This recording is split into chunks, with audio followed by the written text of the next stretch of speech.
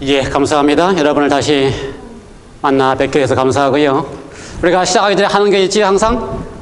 성경 암송. 많은 교회들이 있지만 성경 암송 전체가 다 하는 교회들이 그렇게 많지 않습니다.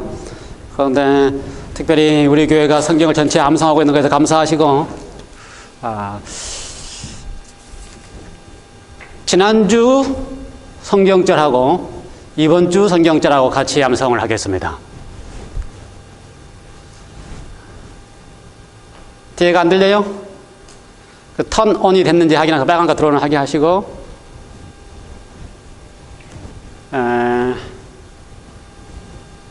어떻게 되는가 그러면. 오케이. 어쨌든 결절 암송하신 다음에 제가 보겠습니다. 암송하세요. 지금부터. 지난주에 거 아무것도 염려 하지 말고, 모르시는 분은 또 이거 보고 하셔야지. 다 가지고 있어요? 지난주 거 아무것도 염려하지 말고 기도와 간구로 빌립보서에 있는 말씀입니다. 빌립보서 4장 준비됐으면은 같이 하겠습니다. 시작. 아무것도 염려하지 말고 다만 모든 일에 기도와 간구로 감사함으로 너희 구할 것을 하나님께 아뢰라. 그리하면 모든 지각에 뛰어나신 하나님의 평강이 너희 마음과 생각을 지키시리라.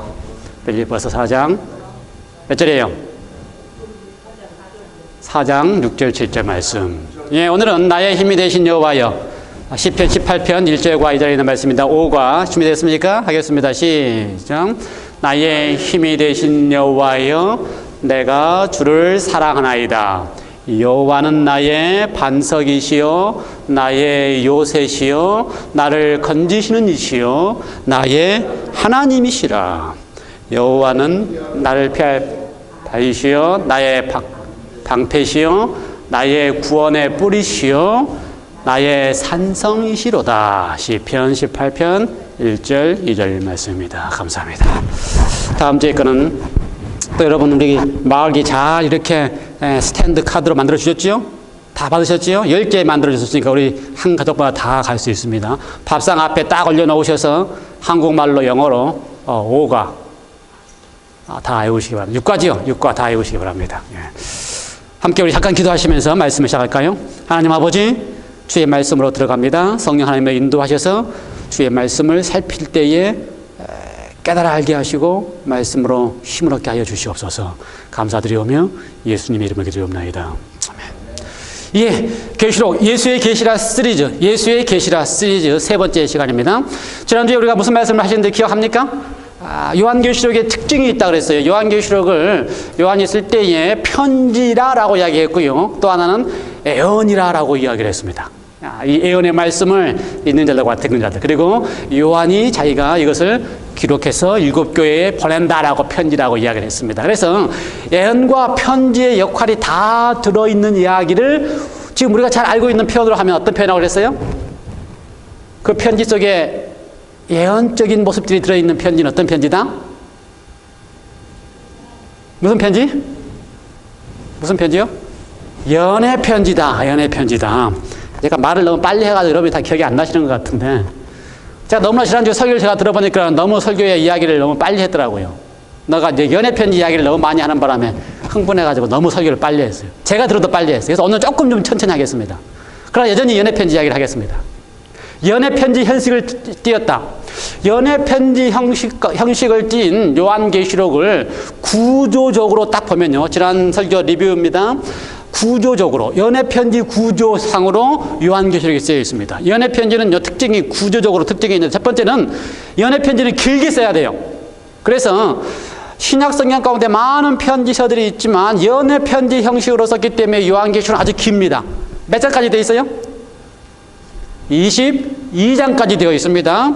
사도 바울 선생님이 쓴 편지들은 15장, 16장까지가 긴 건데, 연애 편지 형식으로 쓴 요한이 쓴 편지는 몇 장까지 되어 있다고요? 22장까지. 길다. 구조적으로 연애 편지이기 때문에. 두 번째, 구조적으로 연애 편지는 그 내용이 어떻게 한다? 길지만, 연애 편지 쓸 때 길지만 그 내용이 반복된다. 계속해서 같은 내용이 반복된다. 그래서 요한계시록에서 가장 많이 반복되는 숫자가 뭐예요? 7이라고 하는 숫자로 반복됩니다. 요한계시록에서 7이라고 하는 숫자가 60번이나 등장합니다. 60번이나. 그 다음에 7이라고 하는 주제로 요한계시록을 전개합니다. 주제로. 그래서 7교회, 7인, 7나팔, 7재앙 다 7이라는 숫자를 중심으로 전개합니다. 왜 그럴까? 왜 요한계시록을 7이라는 숫자를 그렇게 강조해서 60번이나 언급을 하고 7이라는 주제로 내용을 전개할까? 연애편지 쓸 때에 가장 중요하고 가장 기억에 남고 가장 관계가 있는, 너와 나 사이에 관계가 있는 것을 계속해서 언급합니다. 그것이 하나님과 하나님의 백성 사이에 관계가 있는, 가장 관계가 있는 이야기가 뭐라고요? 7이라는 숫자입니다. 하나님께서 하나님의 백성들과 하나님께서 하나님의 창조한 피조물과의 관계를 잘 맺게 하기 위하여 사용하고 있는 개념이 뭐라고요? 7이라는 개념이에요. 그래서 창조의 주기가 7이고요. 그 다음에 그것을 하나님이 십계명에 포장할 때에 7이라고 하는 숫자로 거기에 포장해 놓으셨고요. 그 다음에 십계명의 속에서 신명기에 다시 설명할 때도 7이라고 하는 숫자를 설명할 때는 내가 너를 구원한 하나님이라고 하는 개념으로 설명했고요. 그 다음에 출애굽기 16장에 가면 내가 너를 구원했기 때문에 내가 너를 책임진다고 하는 개념 속에서 7째 날을 설명을 했고요. 에스겔서에 가면은 내가 너를 구원하고 내가 너를 책임지기 때문에 내가 너를 거룩하게 하는 하나님이다 하는 개념 속에 7이라는 개념을 뒀고요. 그렇죠? 그 다음에 신약에 와서는 예수님께서도 계속해서 7이라고 하는 개념을 설명할 때마다 그 7째 날이라고 하는 7이라고 하는 개념은 내가 너를 사단의 올무에서 풀어 놓이게 하였다라고 설명하셨어요. 그러므로 성경 속에서 하나님과 하나님 백성들 사이에 7이라고 하는 개념이 아주 중요합니다. 그래서 요한계시록에 보면은 그 개념 속에서 7이라고 하는 숫자로 계속해서 반복해서 너와 내 사이가 어떻게 한다? 관계가 있다. 내가 너를 책임지는 하나님이고 구원한 하나님이고 창조한 하나님이고 그다음에 변화시키는 하나님이고 사단으로부터 놓이게 하는 하나님이라는 사실을 계속해서 리마인드하기 위해서 7이라고 하는 숫자를 60번이나 언급하면서 7이라고 하는 주제를 계속해서 언급하면서 요한계시록을 전개합니다.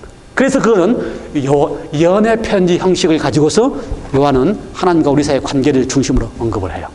세 번째 연애 편지의 특징은, 요한계시록의 특징은 그 내용을 쓸 때에 잘 알고 있는 내용을 반복해야 되는 것입니다. 그래서 요한계시록에는요, 이 그리스도인들이, 하나님의 백성들이 잘 알고 있는 구약의 설명들을 계속해서 반복합니다. 제가 지난번에 말씀드렸죠? 요한계시록이 몇 절로 되어 있다고요?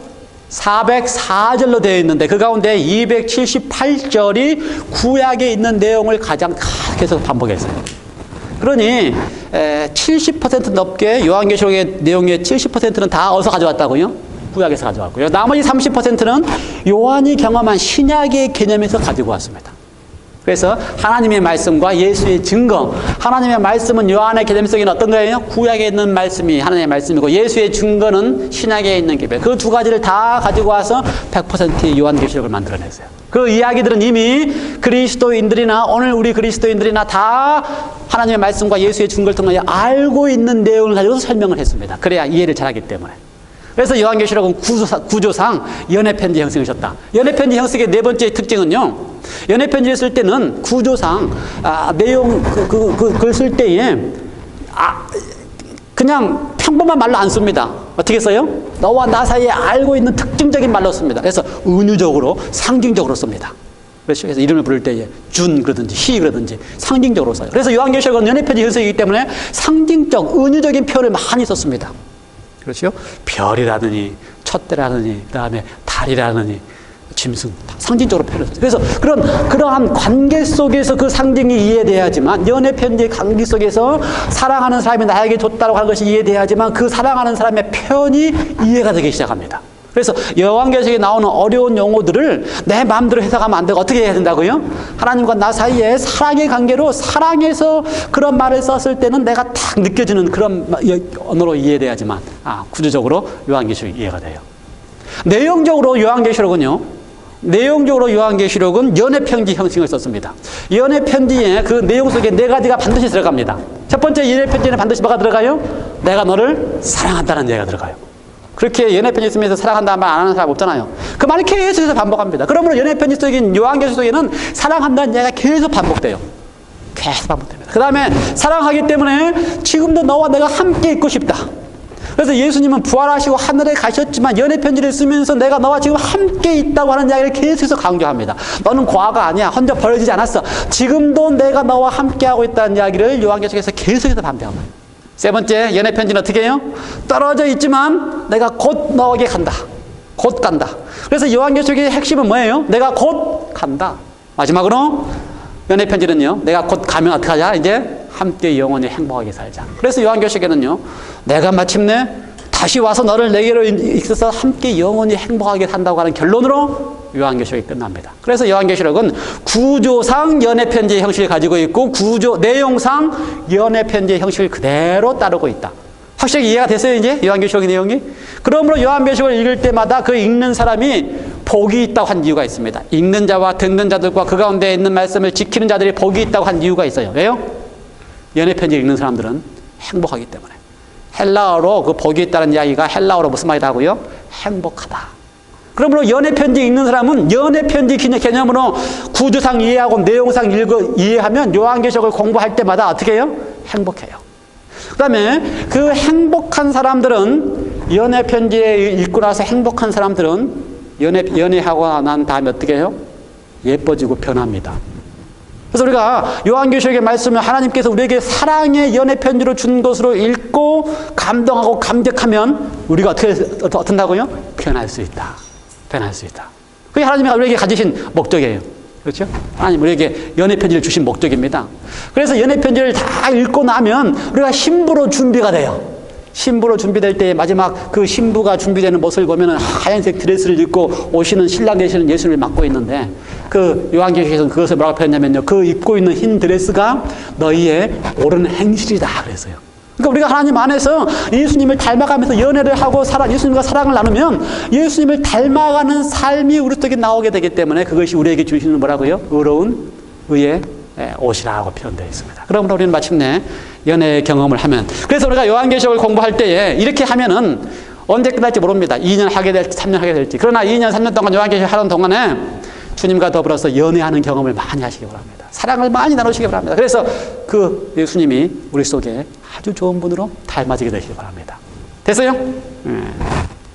4절 5절 아직도 지금 4절 5절입니다. 세 번째 시간인데도 4절 5절이에요. 4절과 5절에서는요, 우리에게 연애 편지를 주신 분이 누군지에 대한 설명을 하고 있습니다. 요한이 우리에게 연애 편지 안 썼습니다. 누가 주셨어요? 요한은 그 연애 편지를 준 그 사람을 보고 듣고 한 그 내용을, 그 사랑의 편지를 대필해서 우리에게 줬습니다. 원저자가 있어요. 원저자가 누군지를 4절과 5절에게 이야기합니다. 4절. 요한은 아시아에 있는 7교회에 편지하노니 누가 언 저장가 이제도 계시고 저제도 계시고 장차 오실 이와 그 보좌 앞에 있는 7영과 또 충성된 증인으로 죽은 자들 가운데서 먼저 나시고 땅의 임금들의 머리가 되신 예수 그리스도로 말미암아 은혜와 평강이 너에게 있기를 원하노라.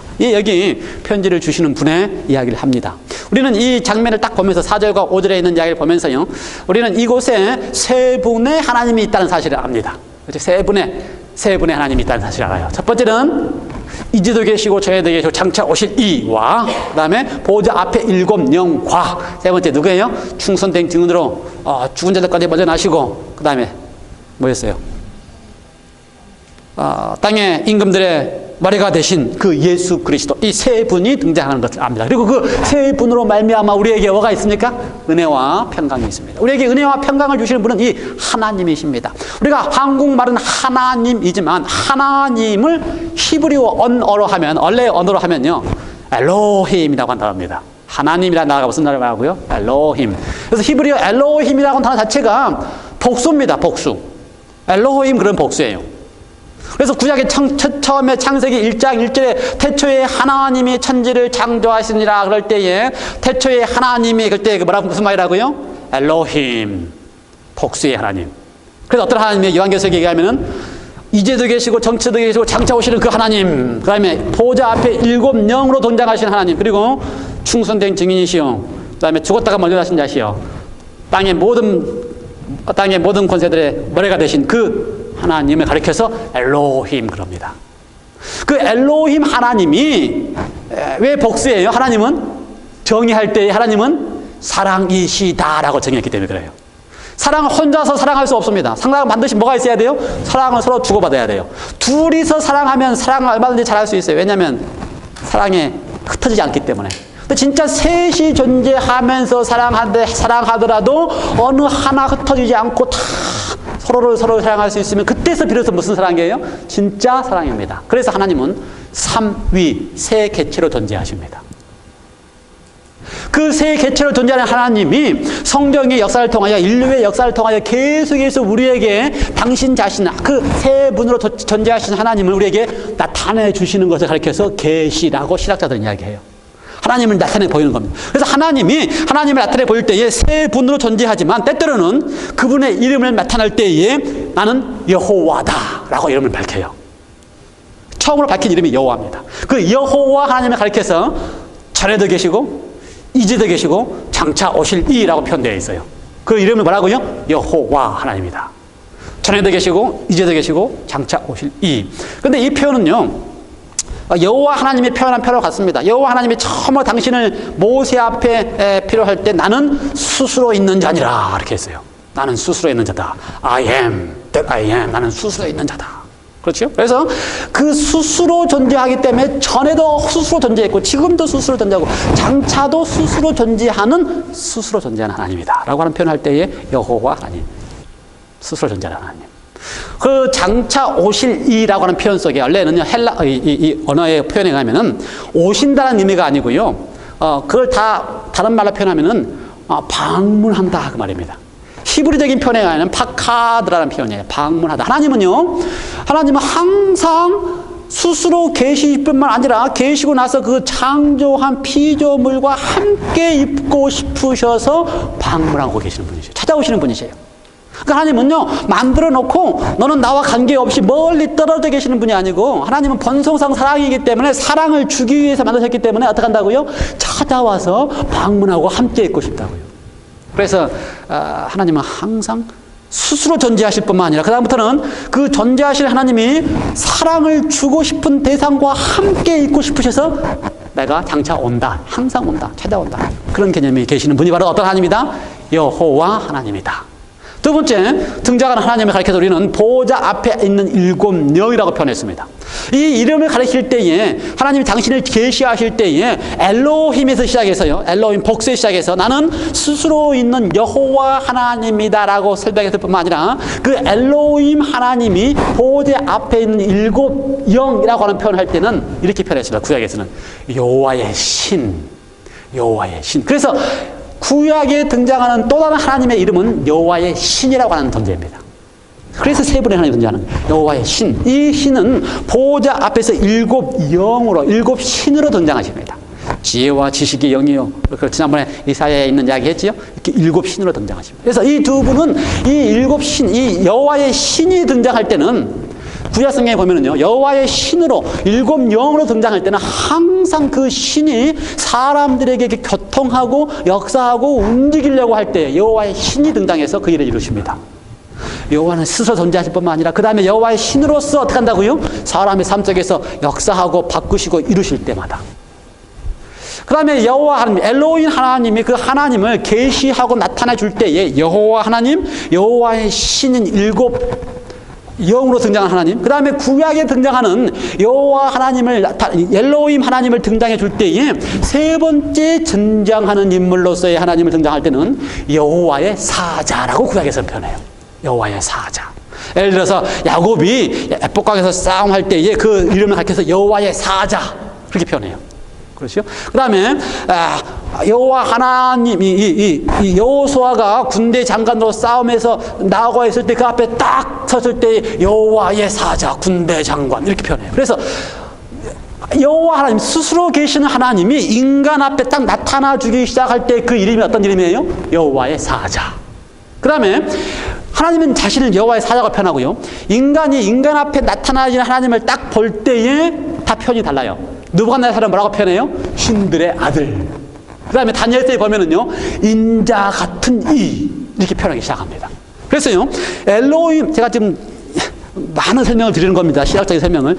처음에 시작할 때 엘로힘이라고 하는 복수의 하나님이 하나님을 사람에게 나타내 보이셔야만 되는 겁니다. 알려주셔야만 돼요. 그걸 계시라 그러는데 알려주실 때 인간의 수준으로 차근차근 알려주십니다. 그래서 나는 엘로힘 복수의 하나님인데 너희들이 나를 느낄 때 나는 여호와 하나님이다. 스스로 존재하는 하나님이요 너희와 함께 있고 싶어서 방문하는 하나님이요 나는 엘로힘 하나님인데 어떤 하나님이다?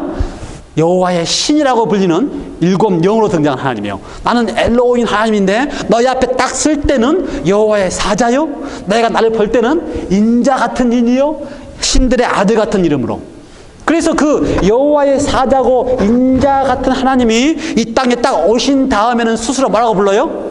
자기가 자기를 부를 때는 나는 인자다라고 불러요. 그렇죠? 그 하나님 어떤 하나님이라고요? 창조하신 엘로힘 하나님, 스스로 계신 하나님, 살아계신 엘로힘 하나님이 여호와의 사자로 나타나 주다가 구약 당시에는 그 다음에 우리가 보면은 인자 같은 이라고 보다가 신들의 아들이라고 보다가 이 땅에 딱 오시고 나서 그분 스스로가 나는 인자다라고 선언하시고 그 다음에 그 인자를 본 제자들은 뭐라고 고백해요? 당신은 하나님의 아들이시니이다 라고 고백해요. 그러니까 인간의 하나님을 발견해 나가는 과정입니다. 하나님을 계시해 주셔서 알아가는 과정입니다. 하나님은 여전히 엘로힘으로 항상 존재하고 계셨는데 인간은 하나님을 알아가기 위해서 어떻게 알아간다고요? 여호와 하나님, 일곱 영, 그 다음에 인자 같은 하나님이지만 인자로 오신 하나님이지만 하나님의 아들입니다 라고 고백하는 하나님으로 발견해 갑니다. 그 세 하나님이 인자로 오셔서 인자로 불린 하나님은 어떤 하나님이셨어요? 충성된 증인이시고 죽은 자들 가운데 사시고 땅의 왕들의 임금이 되신 그 하나님 인자로 오신 하나님 거기 속에다 많은 은혜가 들어있습니다. 그 하나님 우리에게 뭘 주신다고요? 은혜와 평강을 주신다. 성경 가운데서요 이 표현 은혜와 평강 특별히 편지글에 많이 들어있습니다. 사도 바울 선생님이 아주 이걸 많이 썼어요. 그런데 한 번도 이것이 역전해서 쓰이지 않습니다. 평강과 은혜가 있기를 원하라 이렇게 쓰인 적이 없어요. 항상 어떻게 쓰인다고요? 순서가 은혜와 평강이 있기를 원한다고 되어 있습니다. 그게 정상입니다. 그게 옳은 이야기예요. 우리 속에는 평강이 없습니다. 편안할 수가 없어요. 이 세상에 살아가는 동안에 평안함이 없습니다. 근데 편안함은 어디서 온다고요? 하나님의 은혜로서만 오게 되어 있습니다. 하나님께서 우리에게 베풀어 주실 때에 우리 속에서 내가 편안함을 찾아서 되는 게 아니고 불경을 내어서 되는 게 아니고 하나님이 우리에게 베풀어 주면 그 속에서 우리가 경험하는 경험이 은혜예요. 평강이에요. 그래서 그 세 분 하나님 우리를 만드시고 난 다음에 우리를 창조하신 다음에 우리 속에 항상 무조건적으로 항상 베풀어 주고 싶은 것 그것을 은혜라고 신약은 표현했고요. 구약에서는 그것을 헤세드라고 표현했고요. 다른 표현으로 하면 우리의 표현으로 하면 뭐예요? 그게 하나님이 기꺼이 우리에게 항상 주고 싶은 사랑이에요. 그것이 우리에게 주어질 때에 헤세드라고 하는 구약적인 표현과 신약적인 은혜라고 하는 표현이 함께 연합해서 하나님의 본성을 가리킬 때 그것은 사랑이다라고 표현될 때에 그것이 우리 속에 하나님으로부터 주어지기 시작하면 우리는 그걸 느끼고 뭘 느낀다고요? 편안함, 평화, 평강, 기쁨 그 속에서 우리 곳에서 살아나기 시작한다고요. 그러므로 우리 속에서 하나님의 우리 사랑의 은혜 편지를 쓰면서 내 속에 진짜 평안함이 있기를 원하는데 그거를 평안함을 주시기 위해서 그 엘로힘 하나님이 어떻게 하신다고 우리 속에 은혜를 베풀어 주시기 때문에 은혜를 부어 주시기 때문에 그 은혜로 말미암아 우리 속에 드디어 편안함 그리스도의 삶의 기쁨을 맛보게 되는 것입니다. 우리에게 은혜를 베푸시는 분이 이해가 됐습니까? 엘로힘 하나님이 우리를 계시하시면서 드디어 그분이 사랑이라는 사실을 보여주시고 알려주시는 그 새 하나님께서 우리에게 그 사랑을 주시기 위하여 말씀을 하고 계시는데 그 분으로 말미암아 은혜가 평강이 있을지어다. 그 다음에 이제 말씀이 이 기별의 핵심입니다. 핵심. 요한계시록의 핵심이에요. 그 다음에 있는 말씀이 여전히 5절 뒷부분에 있습니다. 은혜와 평강이 있기를 원하노라. 그 다음에 바로 5절 연이어서 우리를 사랑하사 그렇죠? 우리를 사랑하사 그의 피로 우리 죄에서 우리를 해방하시고 그 아버지 하나님을 위하여 우리를 나라와 제사장으로 삼으신 그에게 영광과 능력이 세세토록 있기를 원하노라. 그럼 뭐라 그래야 돼요? 아멘 그걸 하셔야지 합니다. 아멘 하셔야지. 거기 나와 있는 거예요. 아멘 나와 있어요 거기에. 다시 한번 읽어볼까요? 아주 멋있는 말입니다. 이거 우리가 다 암기하셔야 돼. 요한이 그리스도 중에서 가장 가장 유명한 성경절을 썼잖아요. 그게 뭡니까? 그리스도인들에게 요한이 쓴 가장 유명한 성경절. 대부분의 그리스도인이 다 암기하는 성경절. 요한복음 3장 16절. 하나님이 세상을 이처럼 사랑하사 독생자를 주셨으니 누구든지 그를 믿는 자마다 멸망치 않고 영생을 얻게 하려 하심이라. 이 이야기를 요한이 진짜 멋있게 표현한 것이 바로 요한계시록 1장 4절과 5절입니다. 그 이야기를 다시 설명한 거예요. 보면 뭐라고 그랬다고요? 하나님이 우리를 사랑하사, 똑같은 말이죠. 하나님이 우리를 이처럼 사랑하사 독생자를 주셨으니를 더 심도 있게 표현한 것이 뭐예요? 하나님이 우리를 사랑하사 그의 피로 우리 죄에서 우리를 해방하시고. 이게 하나님이 우리를 사랑하사 독생자를 주셨으니 그 말이에요. 독생자를 주셔서 뭘 하셨다고요? 그의 피로 우리 죄에서 우리를 해방하셨다. 그 다음에 누구든지 믿는 자마다 영생을 얻게 하셨다는 그 말씀을 뭐라고 표현했다고요? 우리로 하여금 그 아버지 하나님을 위하여 우리를 나라와 제사장으로 삼았다. 그래서 요한복음 3장 16절의 설명이 바로 이 말씀입니다.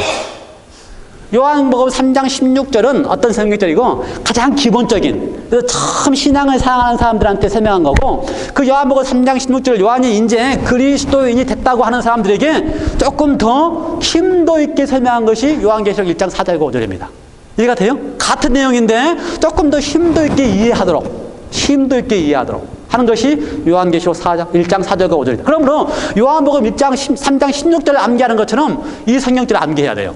아주 중요한 성경절입니다. 우리를 사랑하사 그의 피로 우리 죄에서 우리를 해방하시고, 그렇죠? 우리 아버지 하나님, 뭐라고 되어 있어요? 아버지 하나님, 우리 아버지를 위하여 우리를 어떻게 했다? 나라와 제사장 삼으신 우리를 나라와 아버지 하나님을 위하여 우리를 나라와 제사장으로 삼으신 그분에게 예수 그리스도께 은혜, 영광과 권세가 영원히 돌도록 하는 것이 아주 멋있는 말씀이에요. 이 말씀을 다 제가 암기하도록 권유드립니다. 한번 그 말씀이 무슨 말인지 한번 이해해 볼까요? 우리를 사랑하사 이라고 하는 표현은요, 우리를 사랑하사, 이 표현은 현재형입니다. 현재형. 그러면 이것을 읽는 사람들이 다 느낄 때마다 어떻게 읽는다고요? 우리를 사랑했구나, 누가 나를 사랑했구나, 이런 개념이 아니에요. 이 편지를 받고 이 편지를 듣는 사람마다 세 분 엘로힘 하나님이, 이 세 분 엘로힘 하나님이 우리를 지금 현재 사랑하고 있구나라고 하는 선언을 하고 계시는 것입니다. 그러므로 하나님이 사랑이다라고 하는 선언뿐만 아니라 우리를 사랑하사라고 하는 선언은 그 사랑이신 그분이 지금 무엇을 하고 있는지를 우리 속에 강력한 어조로 선언하고 있는 것입니다. 우리를 어떻게 한다고요? 사랑한다. 내가 너를 사랑한다, 그 말이에요. 하나님이 지금 우리를 향하여 내가 너를 사랑하고 있다라고 하는 것입니다. 여러분, 사랑한다는 말 듣기 좋아하죠? 나이가 60이 돼도, 그렇죠? 결혼한 지 20년, 30년이 지났어도 지금도 사랑한다라고 하는 말을 듣기를 좋아해요. 그런데 그걸 아시는 하나님이 우리에게 연애 편지를 쓰면서 뭐라고 표현한다고요? 우리를 사랑하사, 내가 너를 지금 사랑하고 있어, 내가 너를 사랑해 라고 하는 이야기를 강력한 어조로 하고 있다고 하는 사실입니다. 우리를 사랑하사, 아주 강력한 어조로 그 이야기를 하고 있어요. 여러분 한번 상상해 보시기 바랍니다. 요한계시록이 지금 요한이 이걸 편지를 쓸 때에 1세기 말이에요. 1세기 말이면 예수님께서 AD 33년에 하늘로 가셨습니다. 그리고 이제 1세기 말 90년 거의 맞춰져 가기 때문에 예수님의 1세대 예수님을 만난 사람들은 거의 다 죽었어요. 아마 다 죽었어요. 그 당시 평균 수명이 많아야 40년, 50년입니다. 그러므로 벌써 지금 이제 AD 30년에서 90년이 됐으니까 60년이 지났잖아요. 그러니 평균 수명으로 살아서도 다 죽었어요. 누구만 살아있어요, 지금? 다행스럽게도 요한만 살아있어요. 요한은 예수님을 봤습니다. 눈으로 보고 다 안 살아요. 근데 그 보았던 요한이 눈으로 보니까 자기는 지금 반모섬에 포로로 잡혀 있는데 남겨져 있는 그리스도인들이 다 지금 힘이 없어요. 자기처럼 예수님을 봤으면 그나마 힘이 있을 텐데 이 사람들은 다 뭐예요?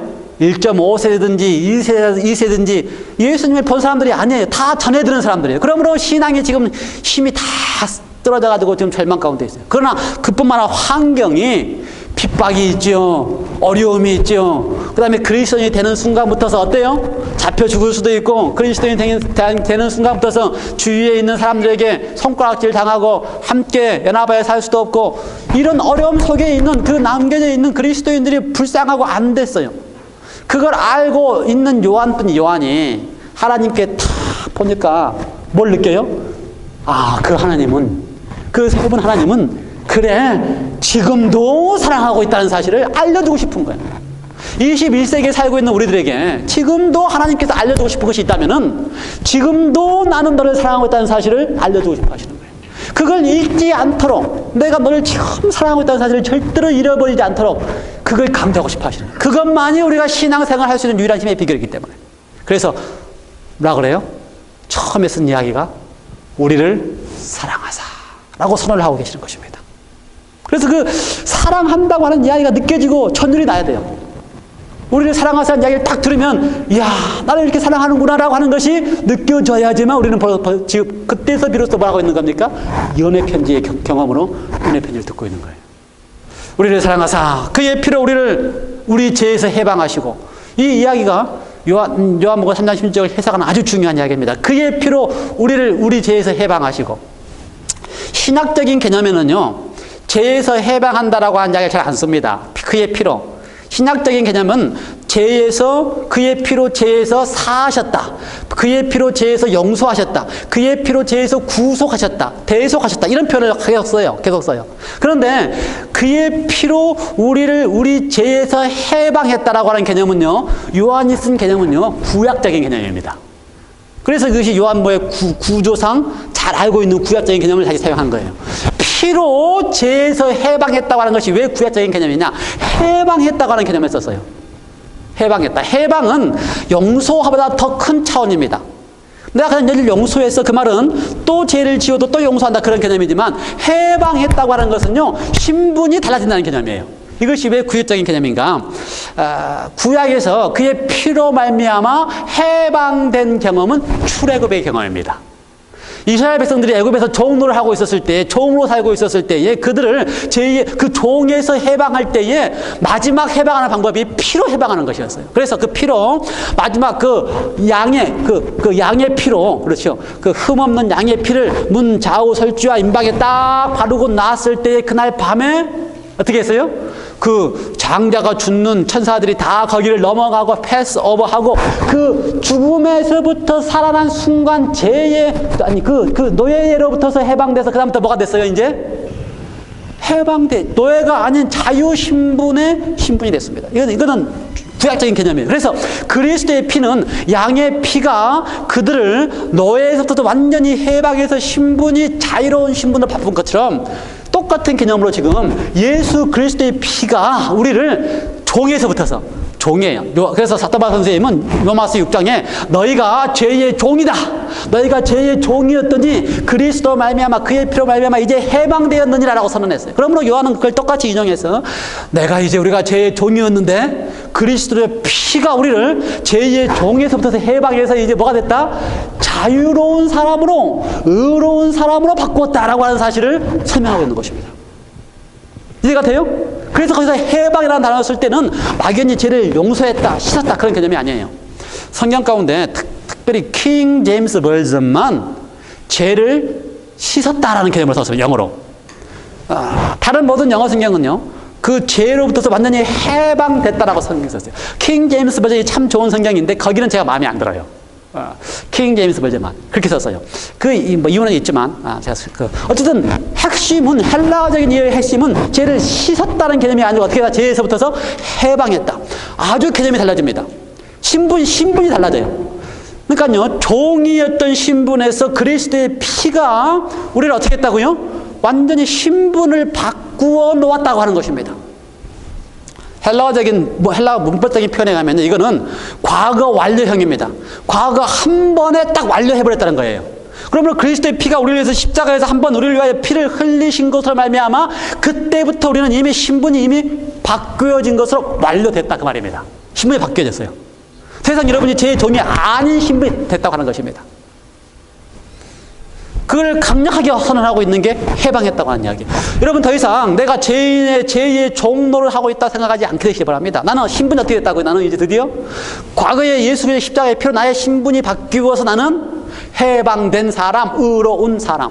그래서 그 신분을 바꾸었다고 하는 이야기를 그 다음에 표현해 이야기했어요. 너는 더 이상 죄의 종이 아니요 아버지 하나님을 위하여 뭐가 됐다? 나라와 제사장 되었느니라. 신분이 바뀌었어요. 죄의 종일 때는, 애굽의 종노를 하고 있을 때는 종이었는데 그리스도의 피로, 양의 피로 구원을 받고 난 다음에는, 해방된 다음에는 이스라엘 백성들을 향해 부를 때에 너희는 더 이상 종이 아니고 나라와 제사장이라고 불렀습니다. 누구를 향하여? 이스라엘 민족들을 향하여. 구원 딱 시키고 난 다음에 너희는 나라와 제사장이야. 마찬가지로 이제 우리가 예수 그리스도를 말미암아 그의 피로 죄로부터서, 종으로부터서 해방된 순간에 우리를 뭐라고 부른다고요? 나라와 제사장 삼았느니라. 우리는 나라와 제사장이에요. 신분이 바뀌었습니다. 제정의 신분에서 하나님 나라의 백성, 하나님 나라의 제사장으로 신분이 바뀌었습니다. 대단한 특권이에요. 이걸 알고 살아가는 거. 요한계시록에 보면은요, 제사장 나라 되었다는 이야기를 여기 한번 등급하고 두 군데 더 등장합니다. 요한계시록 5장에 등장하고요, 요한계시록 21장에 등장합니다. 이럴 때마다 제사장의 특권이 뭐냐면요, 제사장이 되는 순간부터서 왕노릇 한다라고 되어 있어요. 왕노릇 한다. 나라와 제사장 담은 순간부터서 뭐 한다고요? 왕노릇 한다. 그러면 우리의 신분이 달라졌습니다. 그동안은 우리가 죄의 종노릇 하고 있던 사람인데 그리스도께서 우리를 위하여 단번에, 과거 알리라고 그랬습니다. 단번에 십자가에서 완성해서 나의 신분을 어떻게 바꿨다고요? 나라와 제사장 삼고 왕노릇 하는 신분을 바꿨습니다. 여러분이 달라졌어요. 그래서 종이 아닙니다. 그걸 믿는 것이 그리스도인이에요. 지금 하나님은 강력한 어조로 너희가 지금 이렇게 힘없는 그리스도인이 아니다, 핍박이 있고 숨어 사는 그리스도인이 아니야. 너희는 무엇이야? 내가 내 피로 산, 너희는 나의 피로 산 내 자녀여 하늘나라의 왕노를 하는 백성이라는 사실을 강력하게 선언하고 있는 것입니다. 신분이 달라졌어요. 나라와 제사장 삼을 때에 왕노를 한다 그래서 잘 오해하시면 안 돼요. 왕노를 한다 그래서 뭐 왕처럼 떵떵거리고 내 마음대로 한다 이런 개념이 아니에요. 하나님의 사랑을 알아서 신분이 달라진 왕노를 하는 사람들은 그 특징이 달라요. 어떻게 하는가? 베드로 어디예요?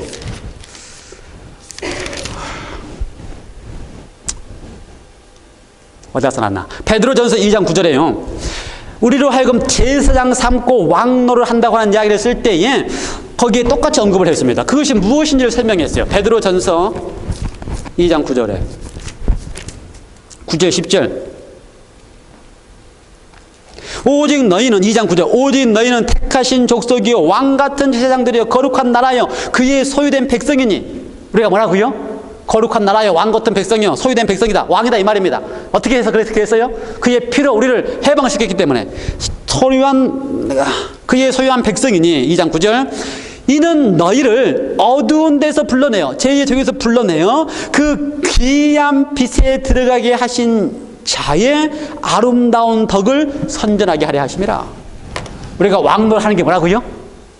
우리로 하여금 신분을 바꾸어 주신 그분에 대하여 어떻게 한다고요? 선전한다, 이렇게 표현되어 있어요. 그분에 대하여 우리가 영광을 돌리고 감사하고 감격해 하는 것을 알려주는 게 우리의 목적이에요. 그래서 계속해서 뭐라고 되어 있어요? 그렇게 아는 사람들이, 요한계시록 1장 4절에 보니까 그렇게 아는 사람들이 마지막 하는 표현이 뭐예요? 우리를 사랑하사 그의 피로 우리 죄에서 우리를 해방하시고 그 아버지 하나님을 위하여 우리를 나라와 제사장으로 삼으신 그에게 영광과 능력이 세세에 있기를 원하노라 라고 고백합니다. 아멘. 영광과 능력이 세세에 있기를 원하노라. 이것이 선전하는 거예요. 베드로의 표현에 하면 하나님을 선전하는 겁니다. 아시겠어요? 예. 그리스도인이라는 것이 뭐냐? 다른 게 아닙니다. 우리가 그리스도인인데 하나님과 우리 사이에 사랑하고 있다고 하는 사실을 잘 느끼고 맛보고 있는 사람들이, 그렇죠? 그 사랑한다는 사실을 가장 맛보는 이유가 내 신분이 바뀌었다고 하는 사실을 경험하는 거예요. 내가 죄의 종이었는데, 내가 죄 가운데 있었는데, 내가 아주 그냥 죄의 고통 가운데 있었는데 그분이 단번에 당신의 피로 나를 죄에서 해방시켜서 나를 이제 뭐 했다? 나라와 제사장 삼고 왕같은 백성 삼고 하나님 나라의 백성 삼았기 때문에 나는 이제 신분이 바뀌었는데 이 감격과 이 기쁨을 어떻게 해요? 하나님께 다른 사람에게 선전하는 거, 하나님에게 선전하는 거, 하나님께 영광을 세세토 돌리는 거, 이게 그리스도의 경험입니다. 이거를 예배라고 표현해요. 예배. 여러분 오늘 다니면서 예배하고 경배하는데 예배하고 경배하는 거는 다른 게 아닙니다. 여러분이 지난 한 주일 동안에 하나님께서 나를 사랑하셨다고 하는 사실을 경험하고 감격하고 감동한 그 경험을 어떻게 하냐 앞에 와 하나님 감사합니다 라고 영광을 돌리는 게 예배예요. 저는 한 주일 동안 하나님께서 나를 제의 종이었는데 신분을 바꾸어가지고 이제 하나님의 왕 같은 백성으로 살게 하셨다는 것이 느껴지고 나서 드디어 뭐 하는 겁니까? 하나님께 예배하는 경험을 하는 것입니다. 우리의 예배가 바뀌어져야 해요. 우리의 예배는 뭐가 돼야 되는 거예요? 내가 하나님을 맛보고 경험한 그 감격 속에 와가지고 하나님께 영광이 세스트로 돌리나이다. 아멘. 이렇게 할 때에 비로소 우리는 뭐가 되는 겁니까? 드디어 예배가 되는 거예요. 이해가 돼요? 우리 속에 그렇게 하시길 원하십니다. 왜냐하면 하나님께서 그렇게 우리를 다 하시고 난 다음에 우리 속에서 그것이 선전하게 하기 위해서. 그러면요, 여러분, 한 주일 동안 사는 삶이 특별한 경험이 되시기 바랍니다. 사랑을 맛보는 경험, 그 사랑으로 말미암아 나를 변화시키고 바꾸는 것을 맛보는 경험, 그 다음에 그 맛보신 하나님께 대하여 이제 내가 감격 속에서 하나님께 영광을 돌리는 경험이 될 때에 비로소 우리는 그리스도인의 삶의 경험이 이루어지는 거예요.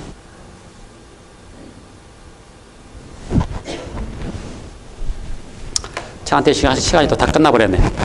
준비는 앞으로 2개가 더 있는데 항상 시간이 짧아요. 제가 지금 시간이 짧아요.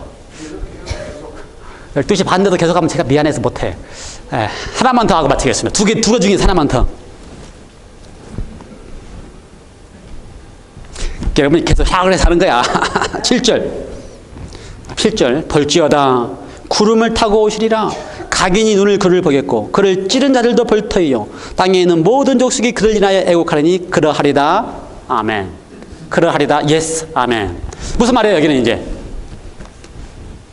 볼지어다 구름을 타고 오시리라. 이게 연애 편지의 핵심 가운데 내용면에서 세 번째입니다. 연애 편지의 핵심은 내용면에서 반드시 뭐가 있어야 된다? 내가 너를 사랑한다. 두 번째 뭐가 있다? 내가 너와 함께 하고 싶다. 세 번째 뭐가 있다? 내가 곡한다. 네 번째 함께 살자.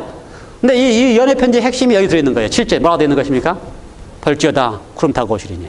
여러분 이 이야기를 들을 때에 어떤 느낌으로 읽어요? 우리는 이걸 읽을 때 아무 감심 없이 읽습니다. 이걸 읽어도 뭐 예수님이 구름 타고 오시는 것이 우리한테 뭐 별 느낌이 없이 읽어요. 오시겠지. 그런데 뭐 별 관계 없는 것처럼 읽습니다. 이 이야기 할 때 내가 볼지어다 내가 구름 타고 오리다 라고 할 때 이 이야기가 헬라어적인 헬라 문법적인 이야기를 봤을 때에 미래 시대는 아닙니다. 앞으로 내가 올 것이다 그런 얘기가 아닙니다. 이거는 다른 말로 문법적으로 미래 현재형이라고 되어 있어요. 이거는 현재형적인 관점입니다. 그러니까요 모든 시대의 그리스도인이 이걸 읽을 때에 자기의 시대에 현재 지금 온다라고 읽고 있는 것입니다. 다행이죠. 그렇게 안 읽으면요 예수님의 재림이 항상 우리한테는 나와 관계없이 누구 때 오겠다 이렇게 생각하는데 무슨 이야기라고요? 현재 온다는 거예요. 그러면 이걸 들었던 이 편지를 읽었던 초대교회의 그리스도인들도 진짜 예수님이 지금 온다라고 믿고 읽었어요. 우리도 지금 읽을 때 어떻게 읽어요? 지금 온다 믿고 읽어야 돼야 정상입니다. 그런데 이걸 읽을 때에 반응하는 반응이 저는 다르다고 생각해요. 만약에 우리가 이걸 읽으면서 볼지어다 구름 타고 오시리라 하면 읽으면서 예수님이 온다고 하는 이야기가 또는 오실 거라고 하는 이야기가 우리한테 기쁨이나 감격이 안 되면요 우리가 주님과 사이에 연애하고 있지 않는 겁니다. 이해가 돼요? 무슨 말인지? 연애하면서요 뭐 배 타고 연애하든지 뉴욕하고 시애틀하고 연애하든지 우리 김유로 장로님은 설교 들을 테니까 디트로이트하고 시애틀하고 연애했어요. 저는 한국하고 미국하고 연애를 했어요. 근데 연애하는 동안에 편지 쓰면 반드시 뭐라고 써요? 보고 싶다? 곧 간다? 이렇게 이야기했어요. 내가 곧 간다? 그 다음에 갈 때쯤 되면 어디 뭐라 그래요? 내가 이제 며칠 밤만 자면 간다. 이렇게 이야기를 해요. 그러면 그걸 받은 사람은 사랑하는 사람이 온다는데 어때 반응이? 진짜 좋아요. 진짜 고대하고 진짜 감격하고 빨리 그날에 오기를 잘하고 손가락 그날이면서 그렇게 해요. 그래서 몇 시차 찾아오냐고 물어보고 내가 어떻게 나갈까 물어보고 다 그거 알고 싶어 하는 겁니다. 누구만 그렇게 한다고요? 누구만? 사랑하는 사람 관계에 연애를 하고 있을 때만 그렇게 한다고요. 그래서 우리가 이걸 읽을 때에 볼지어다 내가 구름을 타고 오리다 하고 이야기를 읽을 때에 이게 별 의미가 없으면요 예수님이 온다고 하는 얘기가 별 이야기가 없으면 지금부터 다시 고민해야 돼요. 내가 왜 이럴까? 나는 왜 주님과 연애를 하고 있지 못하는가? 예수님이 언제 오십니까? 그게 관심이 있어야 돼야 드디어 연애하고 있는 거예요. 왜 사랑하는 사람이 어느 것이 기쁘고 감격하고 기다려져야 되기 때문에. 그러니까요 제가 그것까지 여러분을 바꿔주지 못해요. 여러분이 정말 사랑하는 감정으로 그분이 고대해지고 기다려지도록 제가 예를 쓰지만 여러분을 못 바꿔요. 여러분의 경험 속에서 예수님과 관계가 진짜 보고 싶고 사랑하고 기다려지고 그런 관계가 돼야지만 이 말씀이 드디어 의미가 있는 것입니다. 제가 상상을 해봤어요. 1세기 그리스도인들에게 왜 이 말을 했을까? 그것도 바로 그냥 7절에서. 그렇죠? 내가 너를 사랑한다. 내가 너를 해방했다. 내가 너를 나라와 제사장 삼았다라고 한 다음에 바로 내가 볼지어다 내가 그런다고 원하냐 바로 왜 했을까? 상상을 해봤어요. 1세기 그리스도인들이 어떻게 살았을 것 같아요? 힘들게 살았어요. 계속 이야기하지만 힘들게 살았어요. 그리스도인이 되는 순간 쫓겨나고 집에 쫓겨날 수도 있고요. 사회에 쫓겨날 수 있고요. 그리스도인이 되는 순간 하나님을 믿는다고 하는 유대인에게서 쫓겨나요. 그러니 아주 참하게 살았습니다. 경제적으로 쫓겨나지요. 문화적으로, 정치적으로 살 수가 없어요. 그러니 얼마나 힘들어요. 그렇게 힘들고 살고 있는 그들에게, 그렇죠? 그들에게 내가 너를 사랑해. 내가 너에게 속히 갈 거야. 내가 너를 데려갈 거야 하는 이야기를 들으면 그 사람들은요, 달라요. 그것이 기다려지는 것입니다. 그래서 현재형이에요. 그 사람들은 현재형이에요. 지금 간다는 거예요. 그 사람들은 그것이 기다려지고 빨리 여기를 벗어나고 싶고 빨리 주님과 함께 있고 싶고 빨리 지금 그런 마음이 드는 것입니다. 그러니 우리 속에서 때때로 시련과 어려움이 있는 것은 축복이에요. 왜요? 우리가 주님과 함께 있고 싶은 마음이 들기 때문에. 너무 편안한 것이 축복이 아닙니다. 너무 편안하면요 예수님 오시는 거 관계없이 살 수 있어요.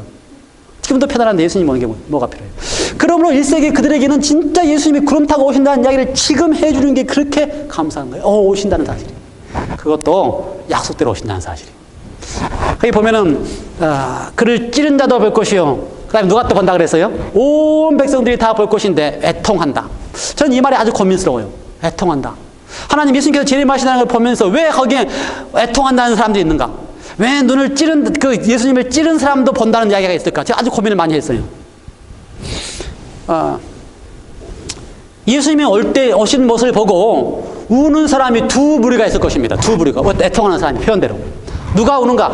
운다고 하는데 두 종류의 울음이 있어요. 울 때에. 하나는 어떤 울음이 있어요? 기뻐서 감격해서 하는 울음이 있습니다. 또 하나는 어떤 울음이 있어요? 후회하고 원통해하는 울음이 있어요. 헬라어 언어적인 표현은 원통해하고 후회한다고 하는 것이 더 많습니다. 언어적인 표현에 있어서. 근데 그런 의미만 있을까? 그 같은 단어를 다른 데서는 다르게 표현하는 것도 있거든요. 그러니까 제가 볼 때는 꼭 반드시 그런 의미가 있지 않을 것이다. 땅의 모든 족속들이 애통할 때에 실제로 오시는 구름 타고 오시는 그분 때문에 후회하고 원통해서 애통해하는 사람도 있어요. 자기의 선택이 돼요. 그러나 그 반면에 어떤 사람도 있어요? 기뻐서 감격해서 그렇게 사랑하는 사람을 고대하다가 그렇게 어렵게 살고 있었는데 드디어 그분이 오셔서 감사하고 감격해서 우는 눈물도 있어요. 여러분이 어떤 눈물을 흘리실지 모르겠어요. 여러분이 어떻게 준비될지 모르겠어요. 바라기는 주님이 오시는 것이 우리에게 정말 기쁨이 되고 감사가 되고 감격이 될 수 있도록 주님과 연애하는 경험이 좀 많기를 바랍니다. 연애 편지를 읽을 때 감동하는 경험이 많기를 바랍니다. 실제로 이것이 그냥 성경 말씀을 끝나지 아니하고 진짜 기다려지는 마음으로 읽게 되는 경험이 있길 바랍니다. 말씀 마치겠습니다. 기도하시겠습니다. 하나님 아버지, 우리의 신앙이 어떤지 주님 다시 묻게 됩니다. 주님, 그렇게 사랑한다고 하시고 우리를 해방시켰다고 하시고 우리를 왕같은 나라와 백성으로 삼았다고 하시는 말씀이 그냥 성경의 말씀이 아니요 경험되게 하여 주셔서 주님과의 관계가 더 깊어지고 더 사랑해지고 속히 오시겠다고 하시는 말씀이 그리워지고 기다려지는 신앙으로 바꿔질 수 있도록 주님 도와주시옵소서. 그렇게 될 수 있도록 은혜를 베풀어 주시면 우리 속에 그렇게 되어질 수 있사오니 주님 이 시간에 우리 모든 성도들에게 주님과 연애하는 경험이 풍성해지도록 은혜를 베풀어 주시옵소서. 예수님 이름으로 기도하옵나이다. 아멘.